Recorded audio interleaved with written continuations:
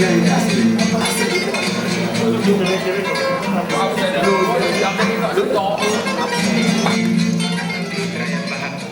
Bakti Budaya Taman Ismail Marzuki, dan malam ini kita berada di sini untuk menyaksikan upacara pengukuhan Sardono Wekusumo sebagai guru besar tetap Institut Kesenian Jakarta. Tapi sebelum kita memulai acara, kita akan menyaksikan film perjalanan dari Sardono. Dari perjalanan budayanya, ia mencoba bersentuhan dengan media film atau audiovisual untuk melakukan dokumentasi budaya dan antropologis dengan menggunakan media film 8mm hingga video digital. Eksplorasinya menjelajah dari Desa Teges Kangin di Bali, Nias di Tanjung Manis, Kalimantan Timur, dan Asmat di Irian Jaya, hingga perjalanan mengajar dan pentas di berbagai sudut dunia.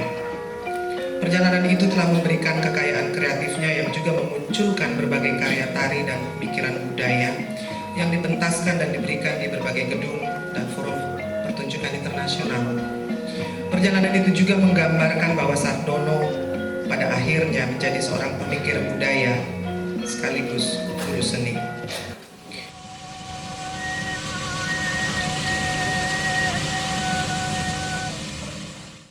Prosesi Senat Institut Kesenian Jakarta dan Dewan Guru Besar diiringi oleh lagu Aragones ciptaan George Bizet oleh Ensemble Gitar.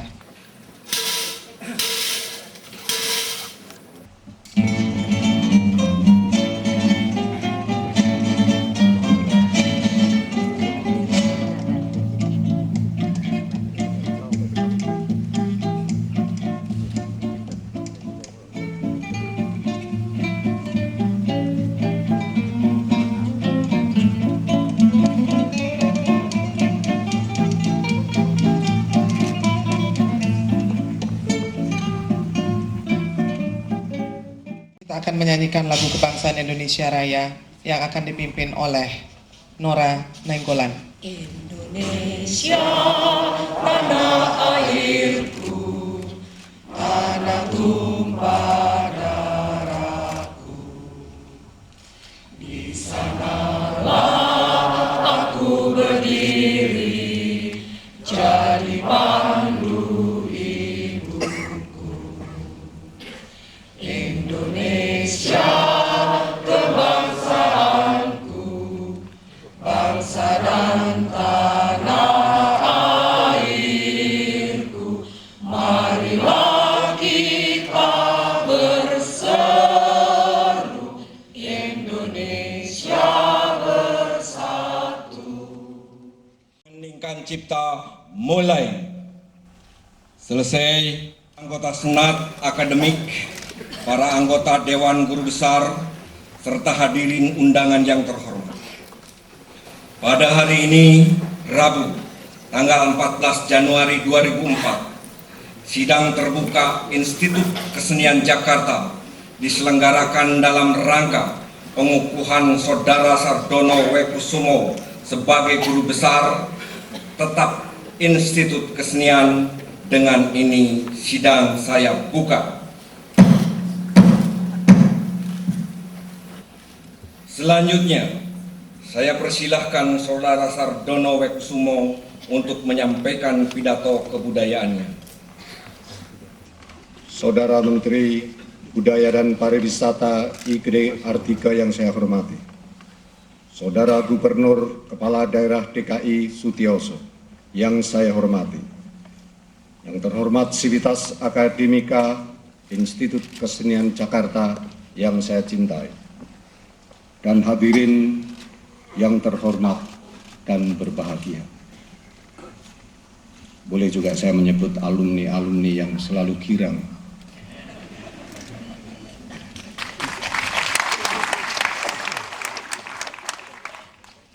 Setiap masa sudah tentu memiliki masalah dan tantangannya sendiri. Manusia pun dengan berbagai cara berusaha menghadapi dan mengatasinya. Pendidikan tak terelakkan menjadi bagian terpenting dari cara manusia itu, dan di dalamnya ilmu pengetahuan merupakan prestasi yang sangat mengagumkan. Ilmu pengetahuan pun berkembang demikian pesat, menggores sejarah kemajuan hidup manusia yang biasa kita sebut dengan semangat modernisasi. Modernisasi merebak di segala belahan dunia, dan ilmu pengetahuan menjadi milik bagi semua umat manusia. Ilmu pengetahuan bagaimanapun adalah produk manusia yang perlu kita kritisi juga terus-menerus akan kehebatannya, keampuhannya, kemampuannya, dan sekaligus keterbatasannya. Pada dasarnya ilmu pengetahuan mengajarkan kita untuk bagaimana berpikir secara sistematik dan objektif. Namun yang penting kita pikirkan di sini, apakah dengan demikian manusia lalu tinggal menjadi objek semata-mata seperti benda adanya? Bagaimana ilmu pengetahuan sanggup memahami sisi-sisi subjektivitas manusia? Apakah ilmu pengetahuan mampu mendefinisikan emosi, ekspresi, intuisi, kehendak, mimpi-mimpi yang merupakan bagian subjektivitas manusia itu sendiri? Seni dalam hal ini justru tidak lepas, bahkan merupakan wujud dari bagian subjektivitas manusia itu. Lantas, apakah seni dengan demikian lepas dari jangkauan ilmu pengetahuan, dan karenanya seni tidak bisa disebut ilmu pengetahuan? Hadirin yang terhormat, kita kenal adanya pembagian ilmu pengetahuan yang disebut sains dan ilmu pengetahuan humaniora, dari kata human, manusia. Yang pertama menekankan prinsip objektivitas, dan yang kedua menekankan prinsip subjektivitas, di mana seni dimasukkan tentu saja ke dalam wilayah yang kedua. Dalam hal ini, seni selayaknya harus terus bergulat dengan persoalan subjektivitas yang mendorong munculnya kreativitas, tanpa menafikan wilayah objektif. Dengan kata lain, seni menjadi partner sains tanpa harus saling mendominasi atau yang satu menganggap lebih penting daripada yang lain. Dunia pendidikan sekarang ini sudah selayaknya memperhatikan dua dimensi kehidupan ini. Institut Pendidikan Seni bagaimanapun tetap mementingkan wilayah yang semestinya ia garap, yakni terus menggali potensi subjektivitas dari para peserta didik dengan kurikulum yang proporsional dan berkelanjutan. Institut Kesenian Jakarta sebagai institut seni juga punya nuansa-nuansa akademis, bukan secara substansial akademis. Dengan apa yang saya sudah singgung di atas, tentu saja diharapkan agar dapat menghadapi dan mengatasi tantangan baik dari masalah-masalah yang bersifat objektif maupun atau terutama yang bersifat subjektif.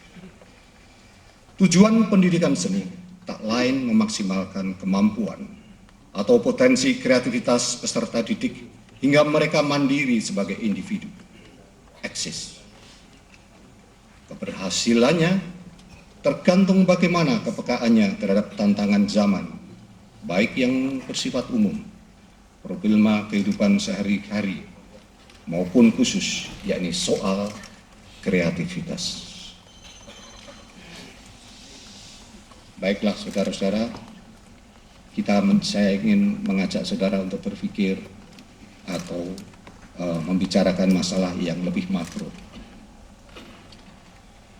Dunia seni kita umumnya sekarang ini mengalami tantangan yang berkisar, atas dasar pengalaman saya sampai saat ini. Akhir-akhir ini saya berpikir minimum ada 5 pertanyaan yang sangat mendasar. 1. Apakah desentralisasi politik saat ini hanya akan melahirkan satu pandangan tentang produk seni dan budaya yang memiliki jati diri dalam tanda kutip, namun sekedar dalam pengertian administratif, sehingga seni dan adat dihentikan dan dilepaskan dari proses kreatif seniman para empu-empu di daerah itu, lalu dijadikan paket-paket yang makna simboliknya menjadi sebuah pengesahan atas kekuasaan berdasarkan primordial, kesukuan, dan feodalisme. Ini laten dari bagaimana pendekatan seni yang tidak di dalam kreativitas. Ini adalah semacam peringatan, saya kira, ketika kita kembali mengingat bahwa pernah di Indonesia ini terjadi dari banyak sekali apa yang disebut theater stage, negara-negara panggung, yang substansinya seringkali tidak ada. Tetapi di dalam sebuah pendekatan terhadap produk-produk estetik, seolah-olah ada negara itu. Pertanyaan mendasar kedua, apakah industri budaya saat ini nantinya akan menciptakan dikotomi antara sistem industri, dalam hal ini entertainment dan pariwisata, dengan produk budaya lokal, sehingga kesenian hanya menjadi objek yang dikemas tanpa bermuara pada proses budaya masyarakat dan memperlemah citra serta nilai budaya itu sendiri, dan lalu akhirnya tersingkir. Pertanyaan ini tentu saja sudah lama, sejak tahun 31 turisme datang di Indonesia, dan jawaban-jawaban sudah diusahakan. Saya tahu persis, saudara saya Igede Artike dan teman-teman di daerah itu terus mencoba menjawab persoalan-persoalan ini. Dulu kita ingat sebelum turisme datang di Bali, tahun 30, yang pertama kali terjadi adalah sebuah workshop budaya, di mana tokoh-tokoh budaya, tokoh-tokoh seniman seperti Colin McVie, Walter Spies, ada koreografer Catherine Mersons, ada Bonnet, ada Kova Rubias, datang pada saat itu ketika tidak ada tulisan, dan mereka berdialog dengan empu-empu di desa. Terjadi sebuah dialog budaya, dan kemudian terjadilah sebuah produk-produk seni yang sebenarnya mempunyai platform yang meluas, yang bisa diakses, dinikmati secara universal. Dan sesungguhnya itulah yang terjadi. Empu-empu kita pada saat itu membuka diri, berdialog, masuk di dalam sebuah interaksi global. Pertanyaan mendasar ketiga, apakah ruang religiositas yang terkandung di dalam kesenian semakin tidak berkembang dan berperan di dalam masyarakat? Sebagai contoh aja ini, bahwa dalam ini seringkali ekspresi religiositas digantungkan oleh nampak di dalam sebuah pemandangan yang sangat berhadapan secara ekstrim antara entertainment global yang cenderung komersial, vulgar dan sekuler, dan yang otomatis menimbulkan sebuah sikap yang berhadapan, yakni dengan seni-seni dakwah yang semakin tentu saja defensif dan eksklusif. Sementara ruang-ruang spiritual, ruang-ruang kontemplatif yang ada di dalam hasil-hasil karya seni yang menciptakan platform-platform luas di mana terjadi sebuah dialog lintas budaya, lintas agama, dan dialog antara global, lokal, religius, regional terjadi.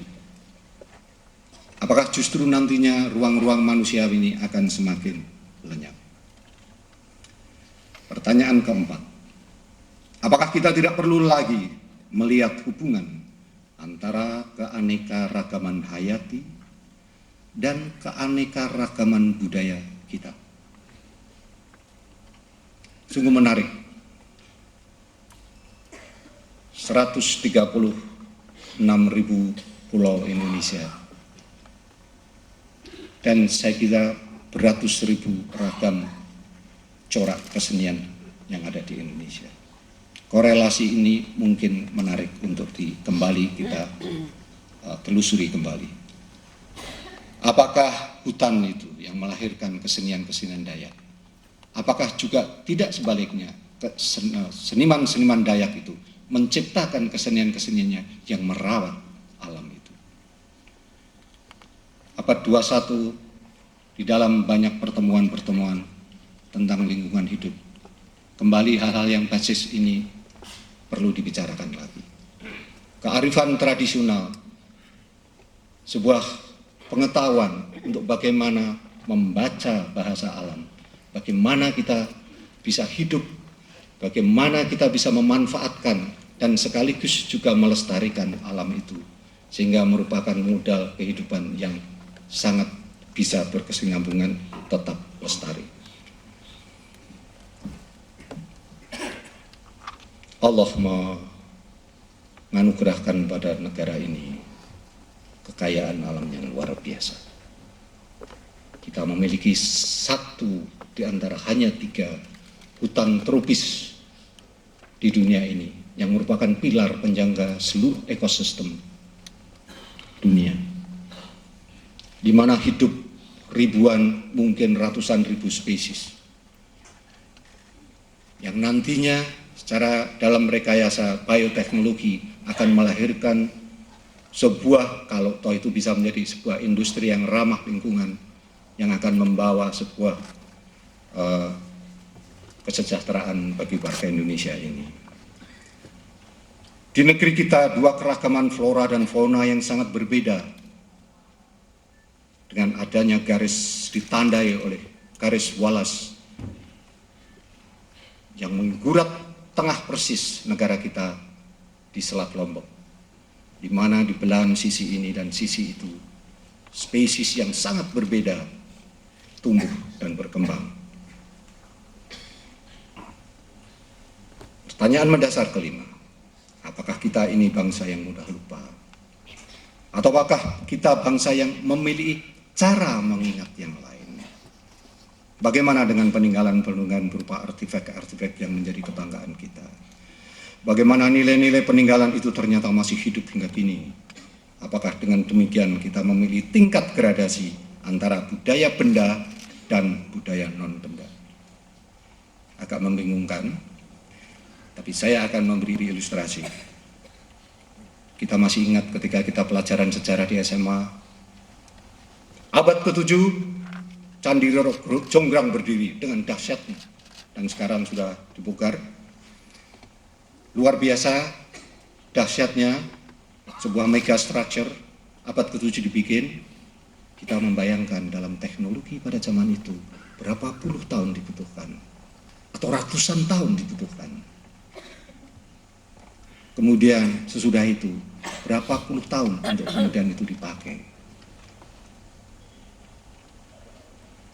Dan mendadak kita pelajari dalam sejarah abad ke-9 bom sebuah candi yang terbesar di Asia, Candi Buddha Borobudur, hanya 40 km dari situ.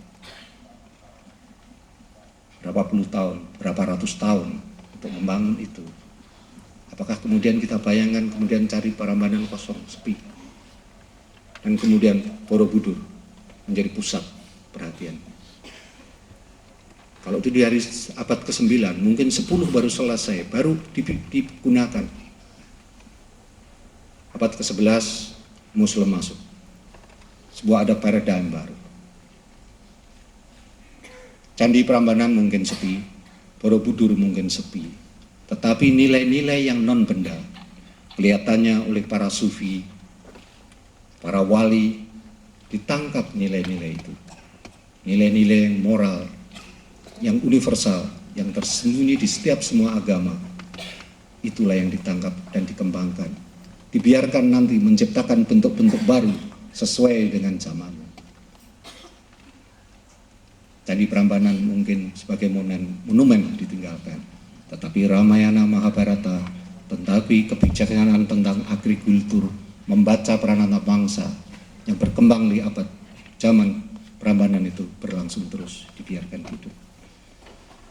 Estetika Jawa, tari-tariannya yang memakai prinsip estetika Buddhis, di mana detachment, di mana emosi itu harus dilihat, dikuasai dan dikendalikan, masih berlangsung sampai abad ini. Jadi kelihatannya sensibilitas menangkap nilai-nilai yang non-benda ini sesuatu yang perlu untuk bagaimana kita mampu untuk terus menangkap nilai-nilai itu dan berlangsung sampai kini. Pertama kali saya ke Afrika beberapa tahun yang lalu, saya kaget setengah mati karena apa? Apa yang ada di dalam lukisan-lukisan batu itu, peradaban-peradaban awal itu, ekspresinya, nilai-nilai yang manusiawinya masih berlangsung sampai sekarang. Di dalam tarian, dalam gestikulasi, dalam gerak, di dalam tari-tari Afrika, di dalam kostum, di dalam seni rupa. Dan yang luar biasa, pernah ada pameran di Museum Modern Art di New York, di mana Max Ernst, Paul Klee, itu semua Picasso, karya-karyanya dipasang, tapi sekaligus di sampingnya dipasang juga objek-objek